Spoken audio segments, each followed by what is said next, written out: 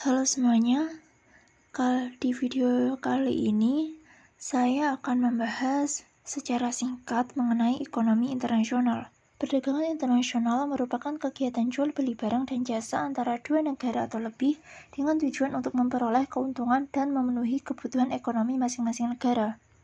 Teori pada perdagangan internasional yaitu terdapat teori keunggulan komparatif. Menjelaskan mengapa negara-negara saling berdagang meskipun satu negara lebih efisien dalam memproduksi semua barang dibandingkan negara lain. Mari kita lihat contoh hipotesis pada grafik berikut. Pada negara A memiliki kemampuan produksi kain lebih tinggi yaitu 12 unit per hari, sedangkan negara B hanya 4 unit per hari. Namun, dalam produksi pangan, negara A menghasilkan 6 unit per hari, sementara negara B menghasilkan 5 unit per hari. Berdasarkan kesimpulannya, negara A memiliki keunggulan absolut dalam produksi kain dan pangan. Namun, dalam keunggulan komparatif yang terpenting adalah biaya peluang. Misalnya, Indonesia memiliki keunggulan dalam produk agrikultur seperti kelapa sawit dan kopi yang kemudian diekspor. Sementara itu, Jepang unggul dalam produk teknologi dengan fokus pada apa yang paling efisien untuk diproduksi dan kemudian berdagang, maka kedua negara bisa mendapatkan keuntungan yang lebih maksimal. Perdagangan internasional membawa banyak manfaat seperti peningkatan efisiensi global dan akses pasar yang lebih luas. Hal ini juga dapat meningkatkan ketersediaan barang, transfer teknologi, dan dapat meningkatkan pendapatan negara. Kita bisa lihat pada grafik ini, manfaat seperti efisiensi, akses pasar, ketersediaan barang, pendapatan negara, dan transfer teknologi semuanya menunjukkan dampak positif yang signifikan.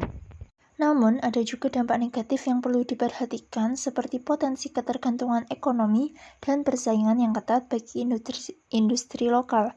Kebijakan ekonomi internasional juga mempertimbangkan dampak terhadap ketenagakerjaan dan kemandirian domestik.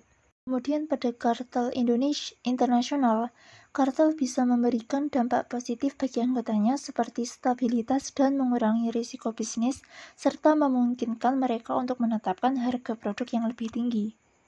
Namun, bagi pasar dan konsumen, kartel membawa dampak negatif yang besar, seperti hilangnya inovasi dan efisiensi pasar, serta terhambatnya persaingan usaha yang sehat. Pembentukan kartel seringkali simbiotik dengan diskriminasi harga untuk menjaga stabilitasnya. Tantangan dalam meregulasi kartel ini meliputi kesulitan pembuktian praktik tersembunyi, rendahnya kesadaran hukum pelaku usaha, dan tantangan kapasitas pengawasan. Semua aktivitas perdagangan dan investasi tidak lepas dari peran pasar valuta asing atau forex. Dengan volume transaksi harian mencapai triliunan dolar, pasar ini sangat krusial dalam memfasilitasi perdagangan global.